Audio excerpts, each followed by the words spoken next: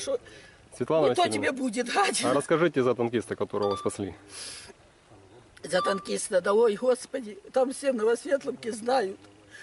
Возле моего дома взорвался снаряд, то есть подорвали снарядом танк. И он загорелся. Ну, в общем, там, наверное, были снаряды в середке, но это точно, потому что не могло так и разворотить это самое, что башню, оно как взорвалось.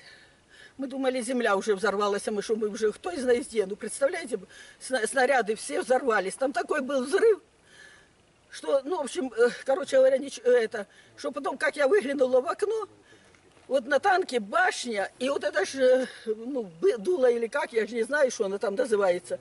И это вот это снесло этой волной, вот эту такую махину, и на нашу сторону, ну, к моему дому, дулом почти в дом вперся это. А сама башня возле асфальта осталась. В общем, перегородила все. Ну и что вы думаете? Тут прибегает соседка на другую сторону, только там у нас проулок. И прибегает соседка и говорит: ну, в общем, Светлана Васильевна, спасся этот танкист один.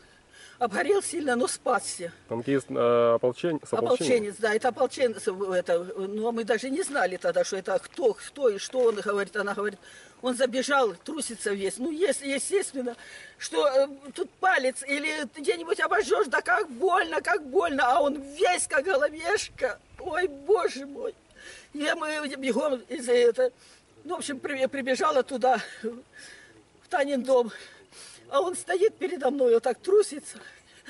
Я как увидела его, я говорю: сына, чем я тебе могу помочь? Чем, скажи? А он говорит: бабушка, найдите машину, здесь недалеко наши ополченцы, говорит, стоят.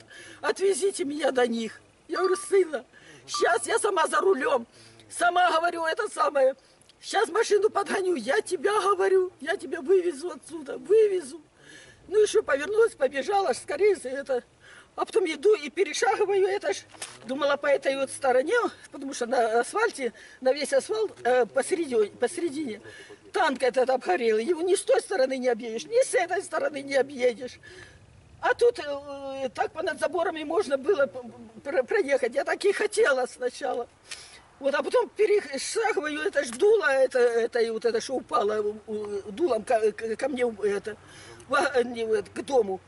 И думаю, а как же я здесь проеду? Я здесь не проеду. И думаю, боже, а я же ему пообещала, что я его сейчас вывезу. Ну, а потом, вы знаете, просто как-то вот так вот вдаль глянула. Думаю, боже, Господь Бог мне сам подсказал, как вывезти. Прибежала во двор сразу, ворота открыла настежь. Села в машину, а эта дорога к танку, она простреливалась. В общем, кто там подходил, они простреливали. Я же, значит, за руль машины села и со двора прям как рванула, что мне нужно было, потому что если бы я медленно проезжала вот этот асфальт, они меня расстреляли. А я как двинула, ну, в общем, пулей вылетела туда, на другую сторону, до соседки. И возле ее забора там все горит, и по ту сторону от ее забора. И по этому огню я еду, и у меня одна мысль, чтобы только машина не загорелась, Ну, в общем, проехала туда, ну, спустилась, переехала опять быстро, асфальт на другую сторону, потому что туда же нужно было. Туда переехала, и там 4 мужчины стояли, я их попросила, говорю, давайте скорее, давайте идите, забирайте его, сажайте его скорее в машину. Но они, правда, ее привели, покрывалом закрыла его аж за головой, думаю, если кто-то что-то где-то остановит, чтобы его хоть не видно было, я же не знала, куда и что. Хотя он мне сказал, куда его везти. Я понад заборами как рванула, а потом же далеко не поедешь, там 4 или 5 дома проехала понад заборами, а теперь же нужно сворачивать, потому что там, ну, в общем, железные эти были вкопанные, что уже дальше не проедешь. И я, ну, в общем, со всей силой, сколько было сил, ну, в общем, короче говоря, они вдогонку мне, как, ну, в общем, 3 выстрела сделали, что я еду в зеркало, вот я же вижу, что бах, бах, сзади меня. А тут как раз, поворот, уже им меня не видно. И вот так я приехала, вот это как к ополченцам, и это самое.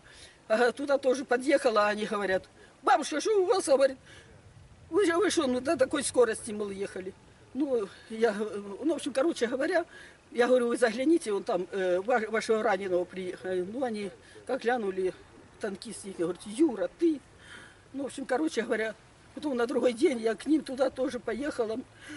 И спросила у них, говорю: живой он хоть? Говорит: живой. Как будто он живой и сейчас вот это вот мне передают ополченцы, что он живой. Вот так вот я спасла танкиста этого. Ой. Да, вот сегодня День независимости празднуют в Украине. Вы бы что могли пожелать на этот праздник? На этот праздник, чтоб на них, на всех, на тот праздник, чтоб самая большая бомба, какая есть в свете, чтоб на них туда обрушилась, и их всех, не надо, мирного жителей, нет, не это. А чтоб то этих идиотов, тварей, которые там сидят, вот это толстожопые гады, вместе с этим Потрошенко, падлом. Чтобы вот это кровавый он Потрошенко, это кровавый Петя, уже его называют кровавым Петей.